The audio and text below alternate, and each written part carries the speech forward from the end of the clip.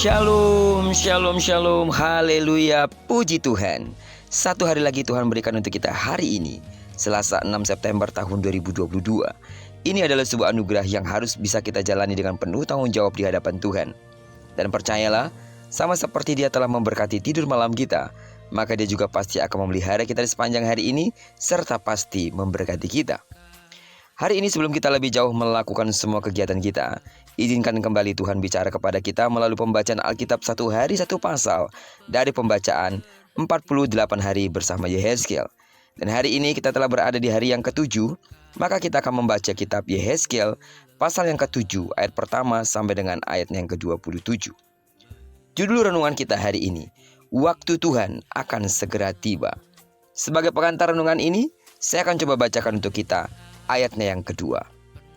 Engkau anak manusia, katakanlah, beginilah firman Tuhan Allah kepada tanah Israel, berakhirlah keempat penjuru tanah itu. Tahukah saudara bahwa pasal 7 ini menjadi klimaks dari pasal 4 sampai dengan pasal yang ke-6 yang menyatakan bahwa bencana pasti datang melanda Israel. Hal itu tampak dari kata kesudahannya telah tiba. Bencana telah tiba, harinya telah tiba, waktunya telah tiba. Israel harus menerima semua hukuman yang telah Tuhan tetapkan, selaras dengan tingkah lakunya, bahkan perbuatan-perbuatannya yang keji. Hukuman yang tidak dapat dielakkan ini akan menimpa seluruh umat tanpa ada pengecualian. Bahkan mereka yang kaya dan berlimpah harta bendanya tidak akan dapat melindungi diri dengan segala harta bendanya. Harta benda itu akan dianggap cemar karena telah digunakan untuk menyembah berhala. Segala kekayaan akan menjadi sia-sia dan hanya menjadi jarahan musuh. Pembiaran dan penolakan Tuhan membuat tidak ada seorang pun dapat mempertahankan diri. Bahkan mereka berjuang melawan musuh secara sendiri. Tidak ada pengharapan bagi mereka karena dalam ketakutan tidak ada lagi kabar keselamatan. Firman Tuhan yang telah ditolak oleh umat Israel tidak mereka dengarkan lagi melalui para nabi, para imam, dan para tua-tua.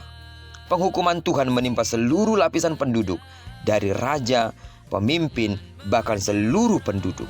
Inilah pembalasan bagi Israel yang Tuhan berikan selaras dengan tingkah laku mereka yang jahat, perbuatan mereka yang keji, dan cara-cara mereka menghakimi. Semua ini Tuhan lakukan agar mereka mengetahui dan sungguh-sungguh mengenal bahwa Dia yang mereka tolak dan lawan adalah Tuhan semesta alam. Sidang jemaat Tuhan yang saya kasih dalam nama Tuhan Yesus, lewat pembacaan kita hari ini, Tuhan ingin mengingatkan kita, jangan pernah andalkan segala kekuatan dan harta duniawi, karena semuanya akan hancur tak bernilai di hadapannya. Jangan andalkan siapapun, karena penguasa terkuat sekalipun akan dihancurkan oleh kuasanya. Selama masih ada kesempatan, terimalah tawaran keselamatan, dan terimalah terus pengajaran-pengajaran kebenaran dari Tuhan. Karena Tuhan mau satu kali ketika tiba waktunya harus menghukum dunia dengan segala kekejian yang ada di dalamnya.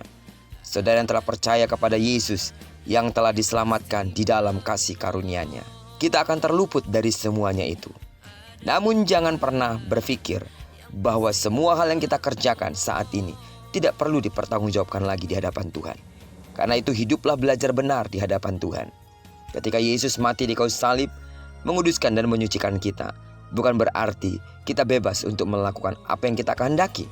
Tetapi justru ketika kita telah menerima kasih karunia keselamatan dari Kristus, Tuhan pun menuntut kita untuk menjalani keselamatan itu dengan benar dan takut akan Tuhan. Dengan cara, belajarlah untuk hidup taat kepada perintah-perintah Tuhan dan berlakulah setia di hadapan Tuhan. Terpujilah nama Tuhan.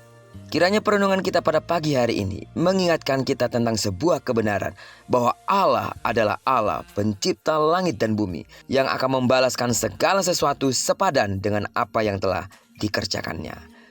Diberkatilah kita sepanjang hari ini. Digenapi firman yang telah berjanji bahwa apa yang dikerjakan tangan kanan dan tangan kiri kita pasti dibuatnya berhasil. Dan karena kita telah menyerahkan diri kita sepenuhnya ke dalam tangan Tuhan, percayalah di sepanjang hari ini, dimanapun engkau berada, di sana berkat Tuhan dan penyertaan-Nya akan nyata bagi hidupmu. Diberkatilah kita bersama dengan orang-orang yang kita kasihi, serta bersama dengan orang-orang yang kita cintai dimanapun mereka berada. Terpujilah nama Tuhan. Shalom.